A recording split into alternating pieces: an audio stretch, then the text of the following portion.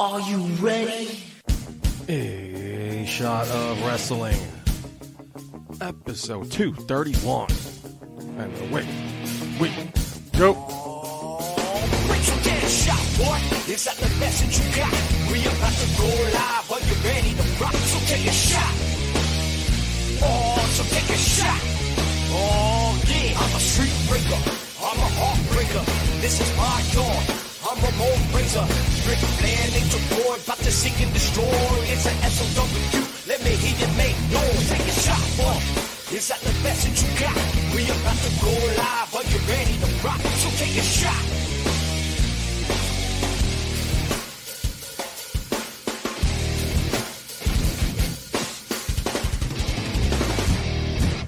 Hello, everybody, and welcome to episode 231 of A Shot of Wrestling. I'm your host at Michael J. Putty, and joined, as always, Hollywood himself.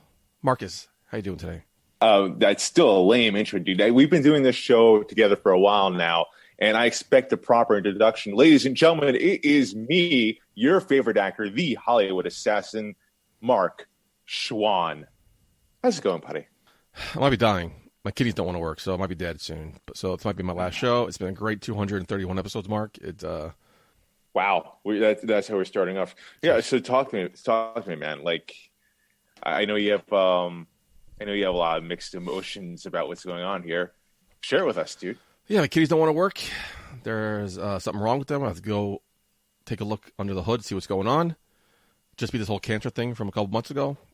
Now I got this kidney thing. You know, I don't know if you know this, Mark, but 2020 kind of sucks. 2020 Jesus. really sucks. Like, you know, I've definitely had my struggles this year for sure, but you know, comparatively to what you've been going through and to what some of my other friends have been going through as well, it's almost like nothing. I feel like bad bitching about my year in a sense when, like, you know, knock on wood, so far my health has been fine, but like some of my other friends, that wasn't wood. So here we go. Wood right here. Trying to think of the glass half full here. Okay? Mm-hmm. Follow me.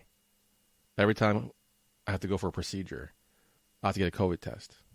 Okay. So I had 4 of them already.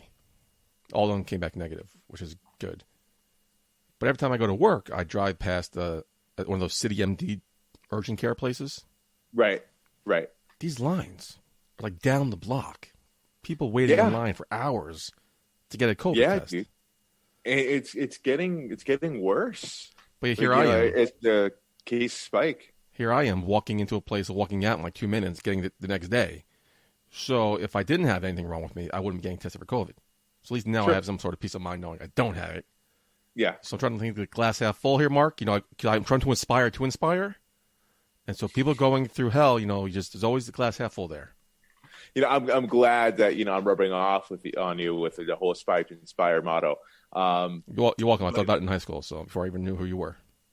Oh, okay. It's in my yearbook. It's my yearbook quote. You know, show me your yearbook, and I'll believe you. You know, if I can find it, I'll dig it up for you. Give me something to do this weekend. Now you make me wonder where my yearbook is, actually. But enough depressing stuff, Mark. It was your mom's birthday. It was my mom's birthday, Did she get my edible arrangement? You didn't send her shit. No, I didn't send her shit. I sent her edible arrangement. Which, depending, could taste like shit sometimes. But you know, I've never had an edible arrangement before. I never tasted it. You're not missing Is it that bad? I never had one. I just smelled it and looked at it. And I'm like, this doesn't really look delicious. But I heard it's good. You know me. Give me a chocolate covered mango or watermelon over a chocolate chip cookie. I'll take the cookie. So yeah, me too, man. I'll take a cookie. I don't like chocolate covered fruit at all. I like chocolate covered things, but not fruit. Like, the most I would probably go would be like Raisinets. Yeah, it's doable. You know, I mean, and that's it. That's where the line comes to a stop. Oh, no, I just realized today, too. What? I'm talking normally. This is great. What do you mean? I got Barack Obama's book. So, all week, I've been talking like Obama. And finally, I was able to talk normally. End scene. So, I was expecting for you to go on this whole podcast like Barack Obama. It would have been cool. I could have, like, you know, said like, "Hey, I did a podcast with, Mr. President himself, Barack Obama." See, I was going to start the show like that, but then I tried doing it like him, and it didn't sounded really stupid, so I stopped. I think I made the right call, Mark. I think I made the right call. I think so. I mean, it's pretty spot on, right? You can't go in and out the whole time. I'm saying it's pretty spot on. It's pretty good. It's pretty good. I'll give you that. Speaking of, bro, last time we did a show, Mark, we didn't know who the next president was going to be. We have an answer. Yes. Oh my God, really? That feels like forever ago. Longest 2 weeks of our lives. Holy shit! We're recording the show Friday. Like I've aged so much. We're recording the show Friday, the 20th. So last time we did a show was 2 Fridays ago. So within that 14-day span, so much has happened. But it just seemed like it was so much longer ago. Like, it's only 2 weeks, Mark. It's only been doing this for 2 weeks. I know, and like still, our acting president has not conceded yet, so there's a lot of drama unfold there. I think that could be a whole other podcast right now, going over the drama of the after effects of the election itself. Oh my God, we could be here all night about that. I'm choosing not to, my man. I'm choosing not to. We already started off late. Yeah. So there's somebody. It was today's Biden's birthday. So on Fox affiliate here in New York posted a picture of him and saying "Happy Birthday" to the president-elect. So of course, Fox News said that. Okay. Fox 5, the local affiliate. Oh, Fox 5. Excuse me. So I had to, of course, delve into the comments, mm-hmm. which are some are god awful, and some are of course. Some are funny, some are like really stupid. And so this one woman said, hasn't anybody taught you nothing nice to say? Don't say anything at all. This man's birthday. He's the president-elect. If you don't like him, roll your eyes, say a curse word under your breath, but roll on. Don't stop here in the comments and ruin people's lives. Right. So I don't have to comment on things because I don't want to deal with the bullshit. But I let the comment of The Rock applauding, like The Rock standing at an award show applauding. Yeah. I got a comment a couple of hours later. Rock, another piece of shit. Like what did that bring to this conversation? What did you really see a picture of a GIF of The Rock and feel the need to call him a piece of shit? The problem is it's because The Rock endorsed Joe Biden. So I totally know what it is. I totally know it. Yeah. He's the nicest guy in Hollywood. I've never heard anybody say anything bad about him. But he voted for Joe Biden. He's a piece of shit. It's like, that's a great comment. I wanted to respond back to it, but I'm like, you know what? I'm not going to waste my time.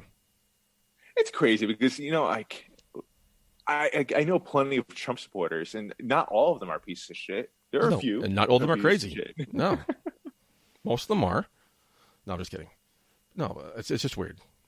Some people are taking this way too seriously. We need to move on. And totally. Speaking of moving on, you want to get into the news?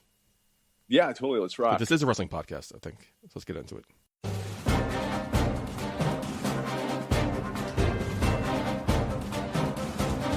It's time for In the News with Michael J. Putty and Mark Schwab. All right, Putty, a lot to unpack here. So, first off, the Bella Twins, they're talking about making their return to the ring one last time. Apparently, they have their eyes on the Women's Tag Team Championship. Now, considering what happened with Nikki Bella's neck, and that's the sole reason why she retired, do you think this is a good idea? Yeah, why the hell not? I mean, they're going to protect her. Really? Just let her have them. Let them have them one run with it. I mean, listen, I think this is a very unpopular opinion with like the wrestling community out there. I am a huge fan of the Bella Twins. I think they're awesome. I think they bring a lot to WWE. But, I for me, it's health above everything else. I think Brie Bella, as far as I know, she's injury-free. She's good to go. But, with Nikki, the doctor told her pretty much, you'll be paralyzed. Yeah, she got to be careful. Let's say you got to protect them. For me, is it worth it? I get it. They want to end off with like one last hurrah. They feel like they still have something left. They want to show. They retired right when it came about. Yeah, I mean, come on. Is it worth it? Let me work. I don't think it's worth it. Let me flip my thing down and reverse it. Listen, I would love for them to win a championship. I think if anything, they would be great champions. And maybe like bring more prestige to the championship itself. I'm gonna back up. I don't get too loud. Ready? Yeah. Who else? There's no other tag teams to have these tag team championships. Give it to a credible tag team. There really isn't. None. There really isn't. Like, I know the Riot Squad, they're teaming up again, but I'm not buying that. I'm not buying it either. They're doing a great job, A for effort, with Mandy Rose and Dana Brooke. I was about to say, thank you for saying that. Yeah, I think they're doing a good job with that tag team. It seems like they're really enjoying each other, and they have something going there. And then the other ones are down in NXT right now, right? Casey and Casey. Yeah. You got the Raquel and Dakota Kai. If anything, a solid tag team. If anything, NXT, the women over there, they have more of a tag team unit than the main roster at all. And if the belts can be defended on all three brands, why not let the NXT hold it for a little bit? Because you're not doing anything with it on Raw. You're not. Nia Jax and Shayna Baszler do nothing. And then you split up the Iconics. Peyton Royce not doing anything. Oh, I'm sorry. Billie Kay, where have you seen her? I'm sorry. Peyton Royce left the Iconics, Mark, to apparently be in another tag team with Lacey Evans. Oh, my God. It's ridiculous. It's absolutely ridiculous. I had this whole rant when they broke up the Iconics, and there's no other women tag teams. So let the Bellas hold on to it for a couple months, like the Golden Role Models did. Bring some sort of credibility to it. No, I think they would be very good champions, of course. And, I think the best way to do it is they have to be heel. Of course, they have like the nuclear heat. And the safest way to do it, I guess, would be for tag team division. Like, Nikki Bella cannot have a singles run at all. Yeah. Yes, she can't. So, it makes sense. If you're going to do it, this is about at least in tag team work, she would be a little bit more protected. Still, I mean, there's a lot that could go wrong for her. Just because I am a fan of the Bellas, I kind of hope I don't see it happen, because I don't want them to, especially with Nikki, I don't want to see her, be paralyzed, to be so blunt. But, on the other hand, as a fan, like, I still want to, I think they have something left in the tank. So I'm very happy. Saw my brother a couple days ago, and he started laughing because what's going to happen, right? I'm like, no, what? Because there was one spot open on the men's team and 2 spots open on the women's team for SmackDown. He goes, it's probably going to be Undertaker. It's going to be the last man, and the Bellas are going to be there for the women. I'm like, no, that sounds I could see that happening, though. So I'm very happy it didn't happen, because that would be too soon and not in the wrong way to bring him back. But come back for like a short title run, that's fine. I'm fine with that. Right. They still, I'm not too sure if they've been working out at all, trying to get in ring shape again. Now, as a straight single male, Mark, I don't know how long it takes for a woman to bounce back from pregnancy. So I don't. There's also that. I wasn't even going to touch that, but I don't even know if they even factor. The babies are only a couple months old. Take that away. Take away the fact that they just gave birth to their kids. Congratulations to them on that. They've been away from the ring for a while. So it does take quite a bit of time to get back into ring shape. So I don't know, but we shall see, Putty. We have to move on here. Time will tell, yeah. Big story here. Zelina Vega. The recently released Zelina Vega, and the president of SAG-AFTRA, Gabriel Carteris, or how I like to say her is Andrea from Beverly Hills 90210, big fan. Oh, that's her? No way. Yeah. She's the president of SAG. Wow, good for her. Screen Actors Guild, if you will. So they had what was described as a powerful conversation regarding the unionization of wrestling. Carteris released a statement saying, and I quote, "Wrestling is as much about media as it is sports, and we are going to directly engage with members of this profession to help find ways for them to protect themselves. As more people reinvest in unions, and as more working people are harassed by employers who don't want to protect them, SAG-AFTRA is committed to doing what we can to help professional wrestlers secure the protections they deserve." Buddy, this is going to be a big thing here, man. If SAG-AFTRA takes on professional wrestling, what will this mean in general for them? What will it mean for wrestlers, and especially in the indies? Well, I don't know. Don't really care too much, because I don't really actually see this happening. But you're the guy who's actually in SAG, so something I know nothing about. I will hand this topic over to you, my friend.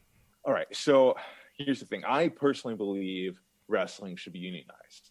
I think it's long overdue. Should it be unionized, or should Vince just treat his guys like normal people?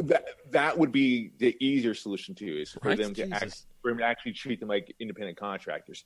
But as far as unionization goes, I think if anything, if wrestling were to go that route, they should have their own separate union. Now, if they fall into SAG-AFTRA, there's a lot of complications here with that. I know a lot of indie wrestlers, they would not be as protected as they think they would, because in a sense, like, you look at the lowest SAG after contract that's available is the ultra low budget, right? And that pays $125 a day per talent.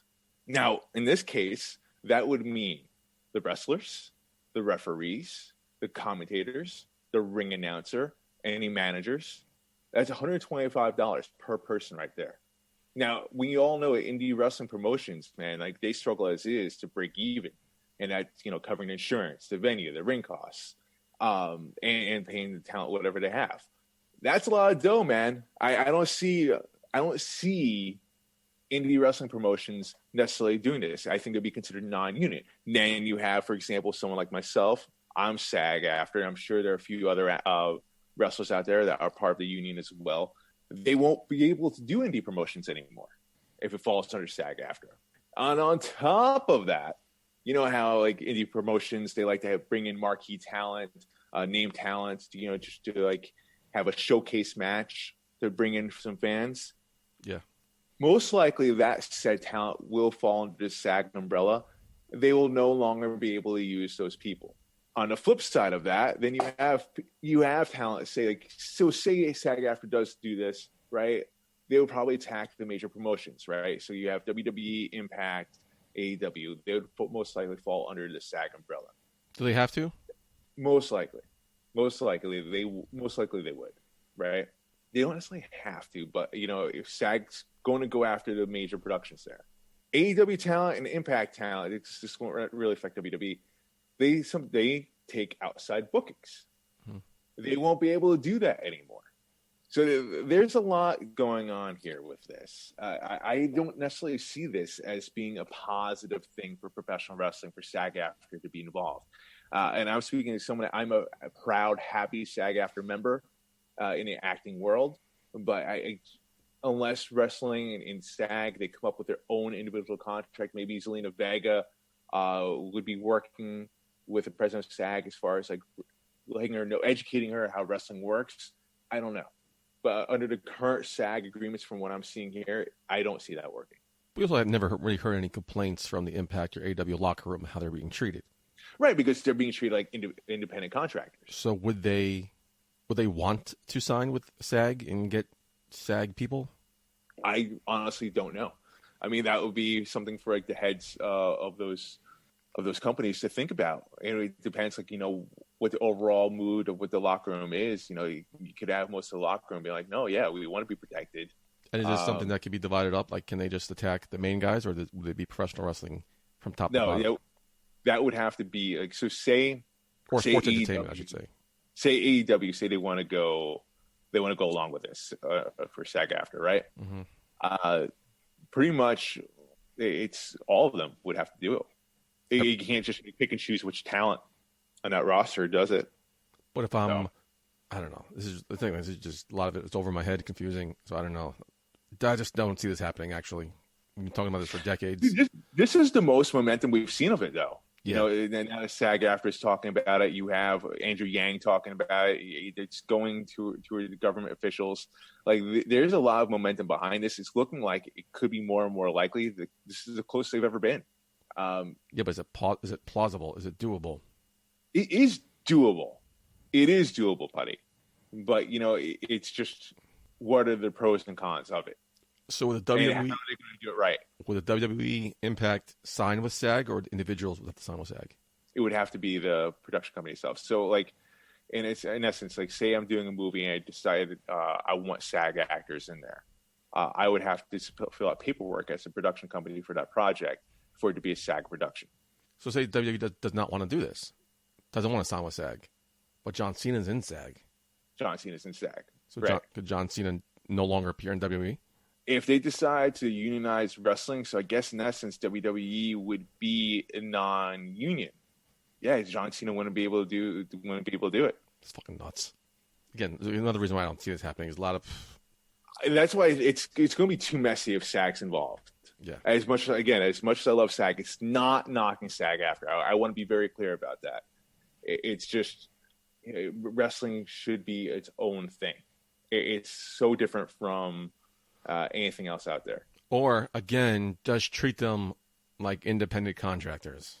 That honestly, Putty, would be the easiest thing. Like Vince McMahon owns Zelina Vega. I get that. But why can't she open an OnlyFans under her real name? Right. I get the people are going to her. She's not an employee. So yeah, why can't she Thea, whatever her last name is? Or at the or she the did contrary. open OnlyFans under her real names. I don't understand why she. On the contrary, Putty, like, what if he just called them employees then? Because then you have a whole other story. Yeah, and then you worry about Benny's and stuff like that. So I don't know. Whole fucking mess. Vince has been getting away with it for way too long. I think it really does fall on Vince McMahon at this point, because I think the other major promotions, they're pretty chill about it, from what I get the sense of. And I don't know if we're splitting hairs here, but nobody from really NXT has really said too much. It seems to be just the main roster that's being attacked like this. I don't necessarily think the NXT has like a leg up as far as the talent goes, as far as their willingness to say anything. They're easily exposable. I mean, you see someone from the main roster getting the axe for a tweet. If I'm on NXT, I'm not saying anything. And Vince loved her too. The rumor was that he was really high on her. Big things for her coming. So for them to let her go, compared to Stephanie McMahon. Yeah, for them to let her go and not even say goodbye, just escort her out of the building, didn't even want to talk to her. I don't know. That's cold. Yeah. That's cold-blooded, man. So, don't know if we'll see her ever again. But never say never. Honestly, I mean, right away with those talks going on, I mean, she could be a driving force of professional wrestling for a long time to come in a different way. Sorry, it's late right now, so I'm not talking really clear. What really kind of opened my eyes and learned a lot about this by watching John Oliver did a couple of pieces on this on Last Week Tonight. So go check out his stuff. He broke everything down wonderfully and simplistically. So John Oliver, Last Week Tonight, did an expose on WWE, so check that out. It's on YouTube, HBO Max, probably anywhere. Hopefully that can help you understand more of what we're talking about, because I'm still a little confused. Yeah, I mean, listen, if it happens this route, man, that would really suck for me, because I wouldn't be able to work with the Satsujin Squad anymore. I wouldn't be working with BCW. I wouldn't be able to work in any capacity as far as on-screen talent goes in indie promotions, not even in commentary. So, I mean, me personally, I have some stake in this as well. So we'll see what happens. But moving on in news. Thank you, man. Thank you.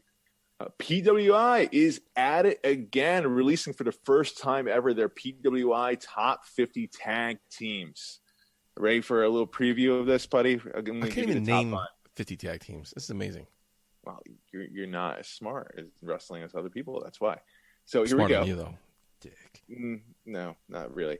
Number 5, Street Profits. Number 4, The North. Number 3, buddy, you're going to like this one, Bailey and Sasha Banks. Damn right. 2, Kenny Omega and Hangman Page. And number 1, FTR. Buddy, what do you think? Do you think they got it right in this? I liked the revival in the WWE. I had not really seen much of their work in AEW, so I can't really... They've gotten so much better. Hangman and Omega, it's not a real tag team. No, it's not a real tag team. The fact that they're number 2 is ridiculous. Yeah, it's a little ridiculous. I think that's pretty high. That's very high. This is also from the same company that made Jon Moxley number 1. So take that what they say with a grain of salt here. The North is absolutely fantastic. One of my favorite tag teams. They are. The Street Profits were my ones to watch in 2020 at our 2019 year-end awards. So you know how I feel about them. You know what, dude? Honestly, I'm fading on them. Oh, they're definitely fading. I totally agree with you. They're definitely fading. But they're still... on them. I think 5, that's a high spot for them. But what for them this year? They've done a lot this year. They've been consistently in storylines, consistently in RTV. And who else? But who else? I can't even name another tag team. I put the New Day higher. What about an Impact?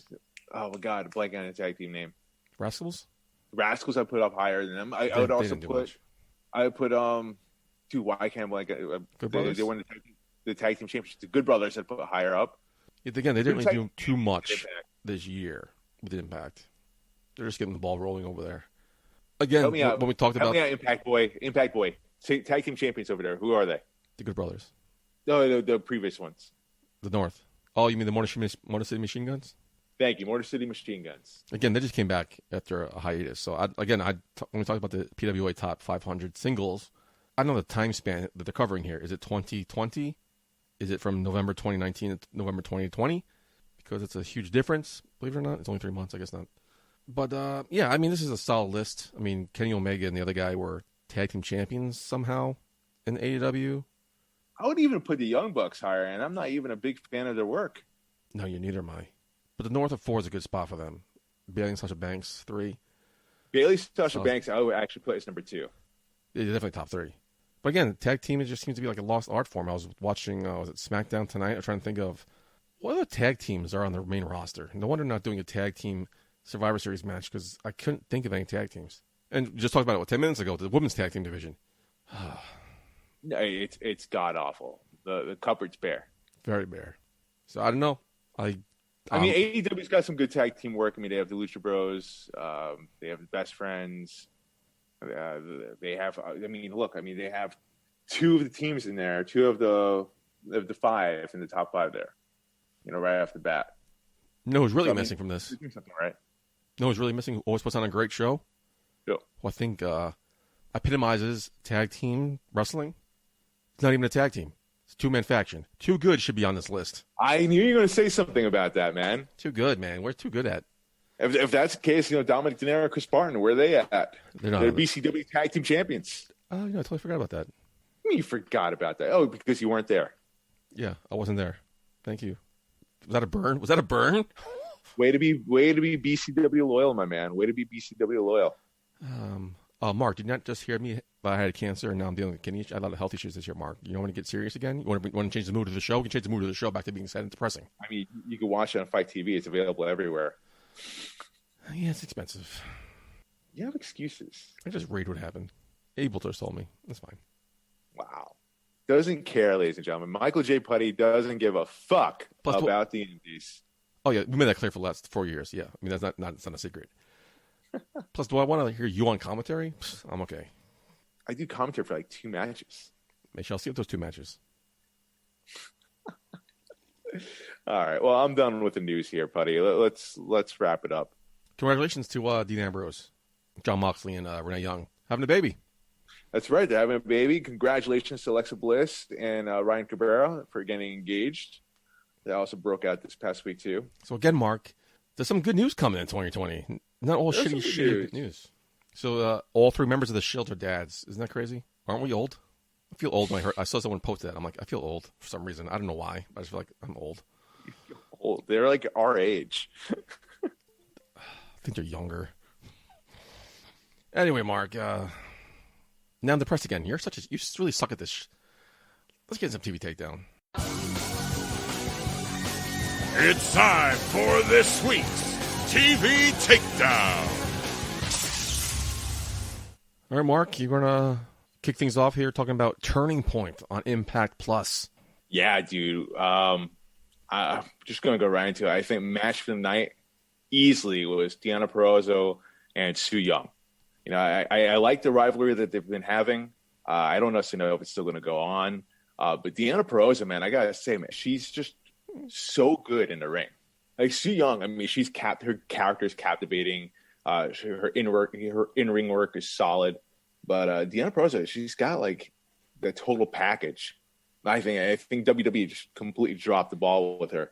But you know, Putty, I want to ask you: is this a bigger win for Deonna, or is this a bigger loss for Su Yung? It's a bigger win for Deonna. Puts her credibility on the map. I was actually shocked that she won. Me too. I didn't see that coming. No, I thought they would go off into the tag team division. But good for her. This is a huge win for her. Yeah. Should beat Jordan Grace. And now Su Yung. I mean, that's pretty fucking top tier talent you're beating. In marquee matches too. I mean, she beat Jordan Grace in a 30-minute Iron Woman First match. one in Impact history, yeah. It wasn't just not even a year ago she was enhancement talent on Raw. Pretty much. It's amazing. Pretty much.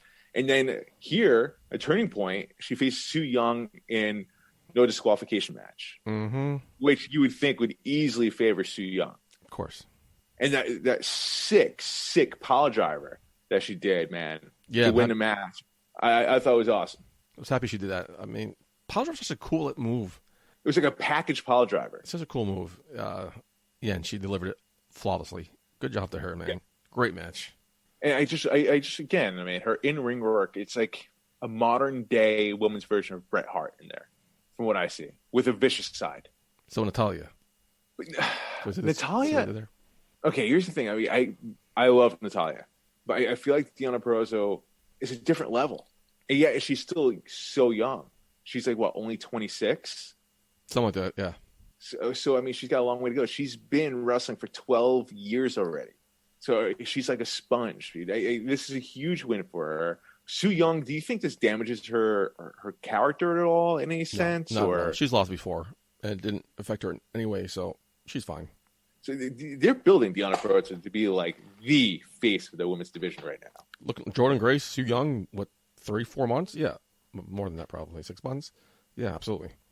That makes me think, like, who's next? Don't know. Who's next on there? They're all kind of busy with this tag team division right now. So single competitors, we don't know. We'll find out. Yeah, for sure. If anything, probably they could still continue at Su Yung. I mean, I would love to see him wrestle again. I think they have very good chemistry. They tell a very good story. So keep my eyes open for that. How do I not pick my highlight of the night?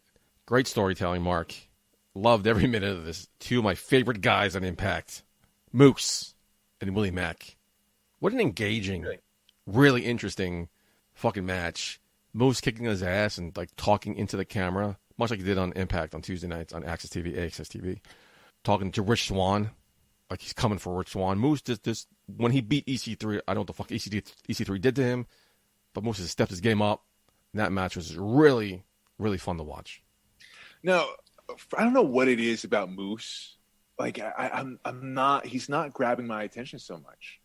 I don't know what more he has to do to grab your attention. I really don't. And with Rich Swann, like I don't buy it that he could beat someone like Moose. I really don't. Okay. Well, do you buy that he can beat anybody? Who, Rich Swann? Yeah. Do you think he can beat any heavyweight? I mean, no, it's not necessarily even that. I think Moose, he's very good in a ring. He's definitely a physical specimen. He's getting better and better as the year goes on. But the thing is, I don't know what it is. Like, it's just like maybe I'm just not that into like the bigger guys or whatever. I just feel like, I look at him, right, and I feel like if he was in WWE right now, he'd be buried. Moose? Yeah. Oh, funny. I think the same thing. Like, what if he would be in WWE? What would he do? What would they do with him? Like, if he left, like the Rascals did for WWE, what would they do with him? And I thought the same thing. They wouldn't do anything with him. Which is why I love Impact. So not only Moose, Deonna Purrazzo, they give these people a platform to show what they can do, and without any limitations, really, and they excel. With Deonna Purrazzo, I feel like she's getting better and better. I feel like if she were to go back to WWE, like within a year or two time, like she would be used in a better light. I would hope, at least. You would hope. That's the caveat there. We would hope. But to me, Moose not like overly impressed with me. I'm not buying into that match between Moose and Rich Swann. I'm not even buying Rich Swann as an Impact World Heavyweight Champion. I was buying more into Eric Young, if you will. But I don't know. I guess I've never been a huge fan of Rich Swann's work either. Neither have I. But like the more I watch, I'm like, holy shit, this is a good match. Like he's really freaking like TJP too. See, TJP though, when he does moves, he's very athletic. But like when he does moves, it's with a purpose. Rich Swann, I feel like, is just show off his athleticism. It's not necessarily with purpose. So I don't know. We'll see what happens. I mean, I could be wrong, but it's just you were wrong about Bayley, so you could be wrong about this too. I'm one out of how many? One right out of God knows how long. 2.5 years. I've been more right than I've been wrong. That is not true. That is not true. You know what's funny? Bayley. I saw a tweet from her talking about like how she was in the PWI 50 for the tag teams. Mm-hmm. She used the word consistency. There you go. See? I almost feel like that was like a shot. People listen, Mark. People listen. Does she listen to the show, or is this a criticism that she's heard before? Maybe, Mark. And I tell you, people listen to this show. We have confirmed people listen to this show. We don't know who, but people do listen to the show, Mark. So she could be one of them. And Bayley, I've been saying your praise since day one, so Mark can suck it. Hey, you made me a believer. I'll say that. You made me a believer. Thank you.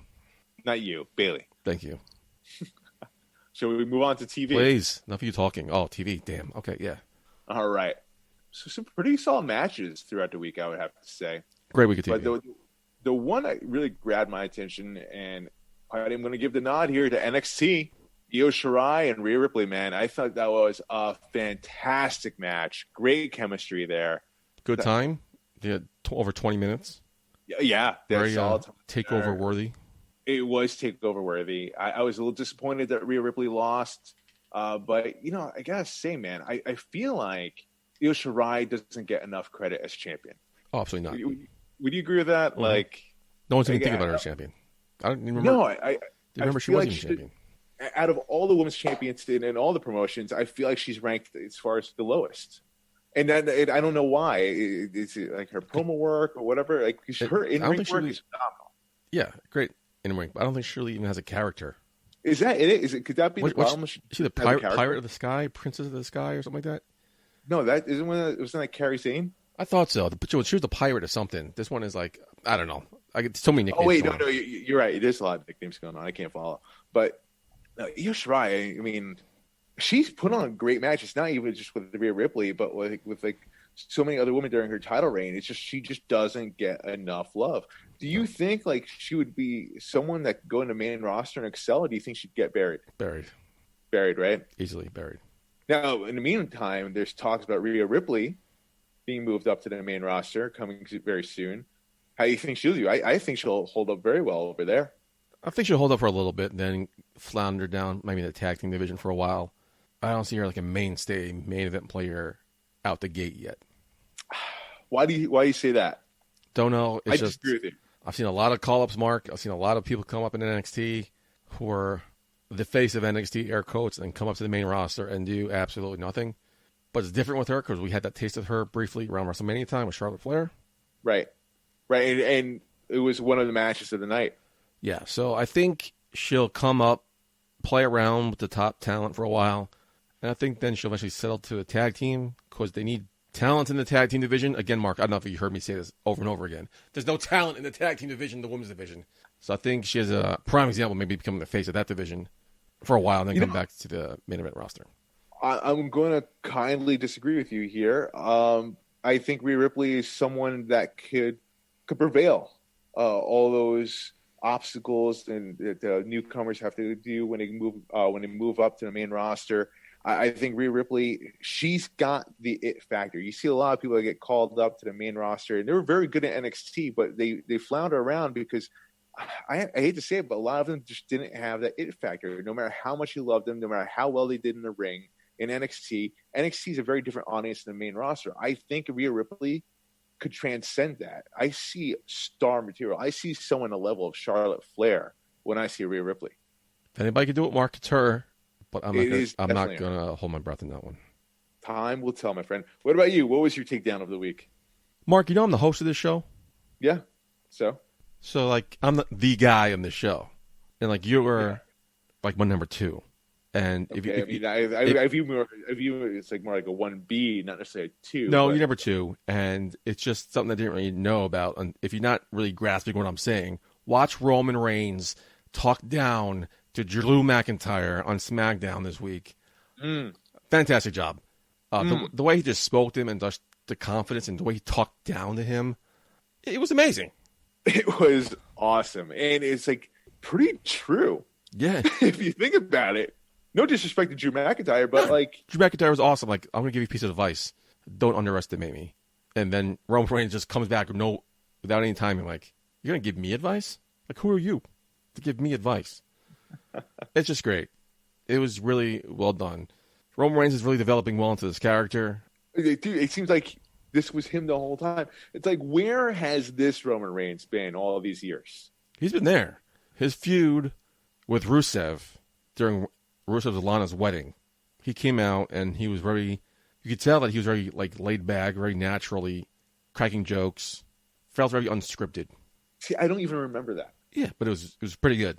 I was watching it with a friend of mine and he's like, wow, this is the best I've seen Roman Reigns because he was unscripted. It felt like he was natural. This feels very unscripted, even though it's very heavily scripted.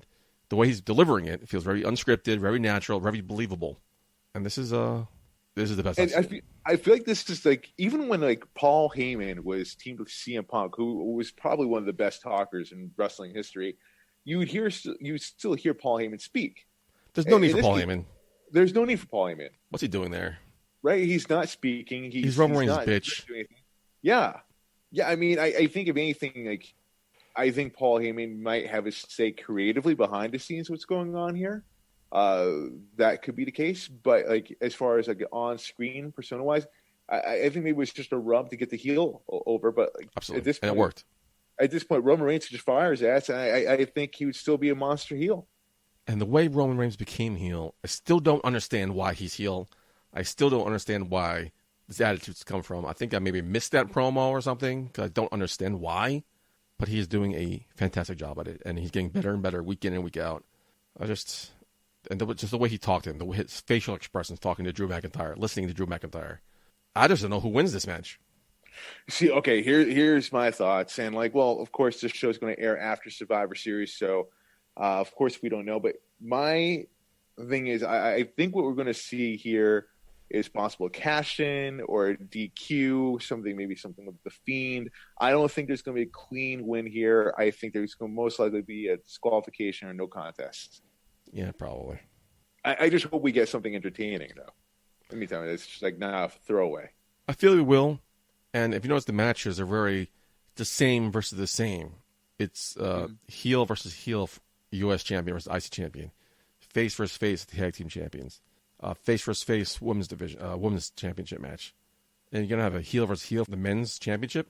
So I kind of felt like Drew McIntyre was going to win that on Raw. Surprising that he did, but I felt like he needed to just have some sort of, rivalry there because they already started it last week on SmackDown. And of course, now we're also forgetting we're forgetting Randy Orton. That could be another X factor too in that match. Yeah, I don't think it with that match, but you never know. Expect the unexpected. There's no way that match finishes clean. I'd be shocked if it does. Because you can't really, if anybody loses this match cleanly, it kills, and it's definitely not going to be Roman Reigns. Roman Reigns is the guy. No one's going to beat Roman Reigns for a while now. If someone's winning clean, it's going to be Roman. Yeah. But I just can't see them doing that to Drew McIntyre. The guy who rises up in 2021 to beat Roman Reigns, Big E? No, he's not there yet. He's got a lot. 2021. No, I know. Not even. Really, not even. All right. Not even. So who's the guy to go against Roman Reigns? To stop Roman Reigns, I should say. No clue. I want to see Roman Reigns play out as much as possible right now, man. I can't believe I'm saying that. Remember how much I used to shit on Roman Reigns? Yeah, like you shat on Bailey. So again, you're wrong, and you need to listen to me. Just listen to me, Mark. Were you always a Roman Reigns fan? That's a lie. That's not a lie at all. You were always a Roman Reigns fan. Yeah, always Roman Reigns. Yeah, even when he beat the Undertaker, like always felt you people loved that. I mean, I wouldn't say I loved it, but I've always been a fan of You Roman loved Reigns. it. You're salivating at the mouth there. You loved it. You loved every second of it.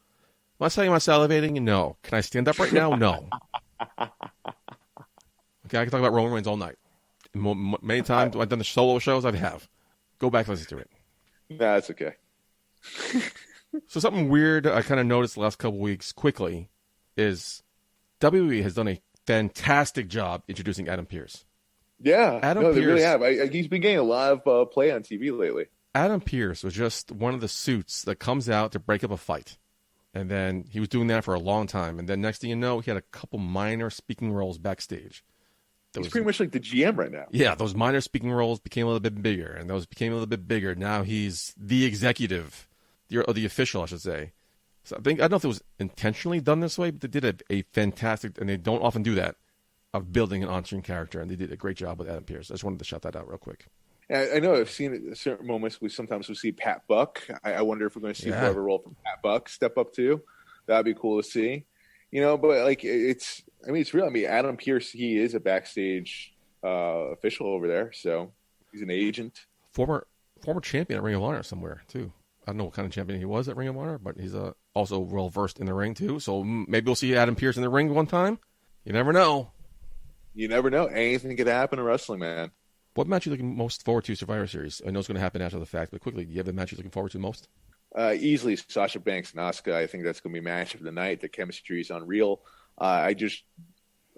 Everything else I really just don't care about. Yeah, I don't really care about it much either. I am curious to see like the finish for the Drew McIntyre Roman Reigns match. Yeah, and I'm curious to see what they do with the Undertaker. Oh my God! Who we're gonna see? People we haven't seen in a while are gonna come out of the woodwork for this. Is it a final farewell? I believe it is. I know we talked about it a couple weeks ago. You don't believe so? Nope. So, Nope. I think Taker's going to get goaded to a match for WrestleMania. Speaking of this, let's get in some go-home thoughts, Mark. Kind of already touched on the subject already. Anything you want to talk about, Mark? It's been 2 weeks. How you feeling? What are you looking forward to? Well, I have a plug, if you will. I was just recently interviewed on a Big Face podcast with Samantha Jane Tilton, a good friend of mine.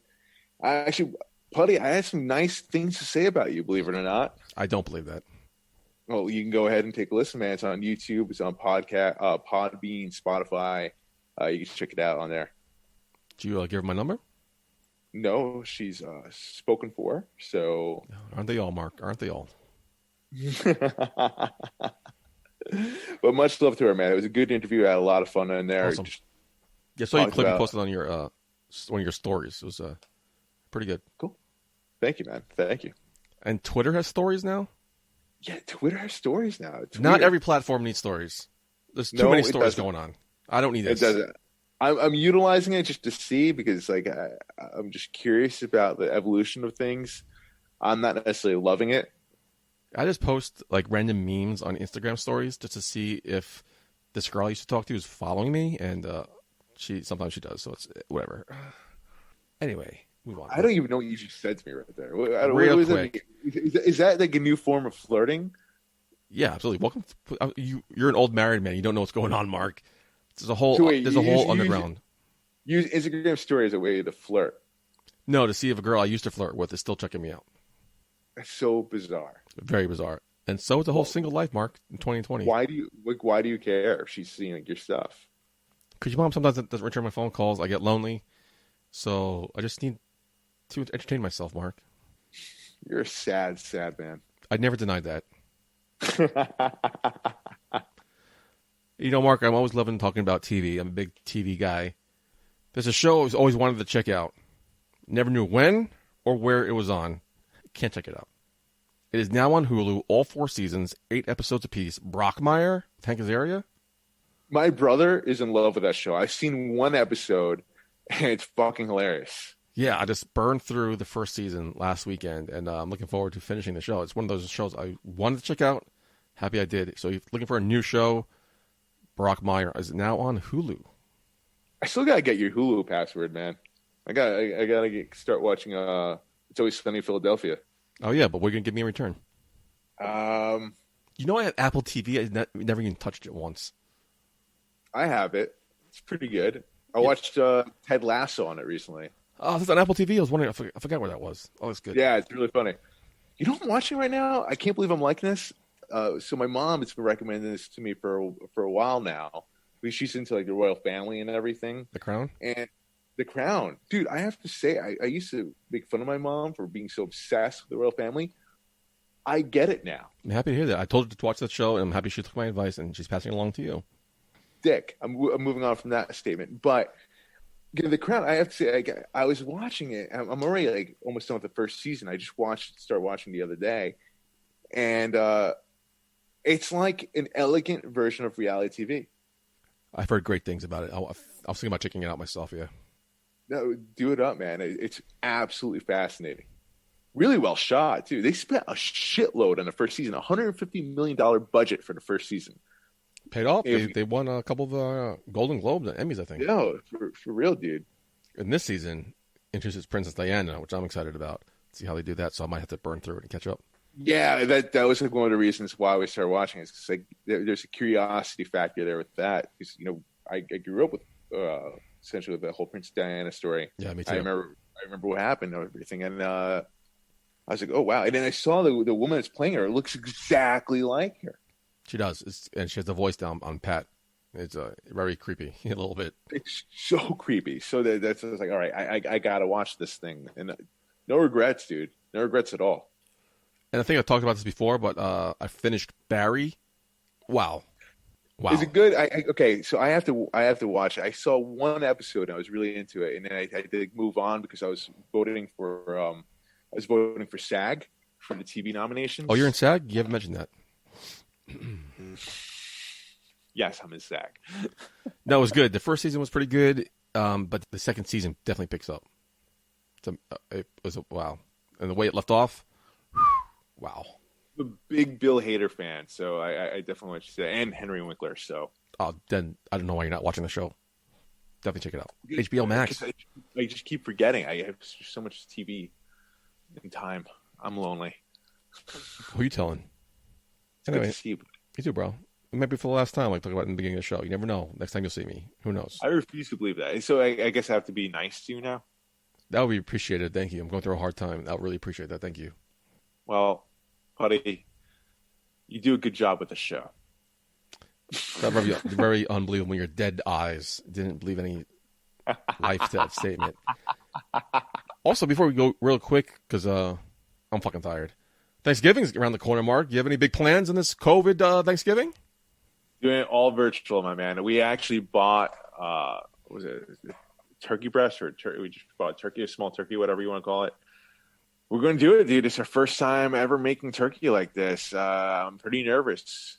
We're pretty good in the kitchen, but I feel like there's a whole other beast. I'm more of a sides guy. Like, I love the mashed potatoes, cranberry sauce. Has to be in the can, not homemade cranberry sauce. The jelly in the can cranberry sauce. Wait, you don't like homemade cranberry sauce? In my defense, I never had it. Nah. But in the can, I could just eat straight from the can. It's so delicious. Gross. I hate cranberry sauce. All right, more for me then, Dick. I'm trying to share a personal piece of my life and you're just throwing it back in my face like you hate it. I'm like, okay, this conversation's over then. I'm more of a stuffing guy. Never got into stuffing. Really? Just mashed potatoes, cranberry Mashed sauce. potatoes. Maybe if there's baked potatoes. You know what's really fucking delicious? Twice baked potatoes. What's twice baked potatoes? What? Holy shit. You never had twice baked? You like baked potatoes? I like baked potato, yeah. Do you like mashed potatoes? Yeah. Twice baked. I'm so excited.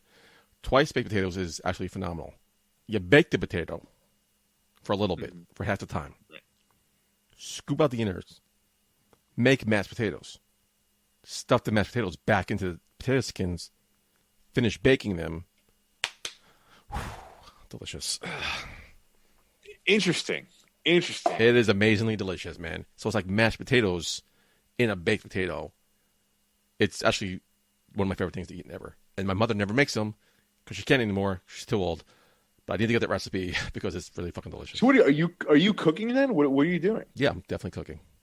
So you yourself, you're cooking? No, I'm going to order something. Oh, okay. Yeah. I can't burn the house down. What's even open to order from? I don't know. My mother might try to cook, but we'll have this conversation off air. No one really cares about our Thanksgiving plans. I'm trying to be nice. No one listening to this really cares about our plans. Well, I guess, all right. On that note, I guess we should say Happy Thanksgiving, everyone. Happy Thanksgiving, everybody. Enjoy. I'm thankful for my favorite co-host, Green Man Somewhere. So until next week. Right, you're a dick. I was going to say I'm thankful for having you on. For having me on your show. Wow. Wow. Okay. Well, the way you're talking sounds like it might be my show soon. So yeah, maybe. So why don't you just end it here? Do the outro for me, please. So, for your favorite actor, the Hollywood assassin, Mark Schwann, and for my co-host, such a dick, Michael J. Putty. Can't believe you're actually doing this. Such a dick. Schwann is out. Hey, baby, I hear the bell ringing, hip tosses and body slams. Oh, my. And maybe you seem a bit confused. Yeah, baby, but I got you pinned. Ha, ha, ha, ha. But I don't know what to do when I see them with that golden case. They're cashing it in. Authority all in my face. What is a man to do? Good night, everybody.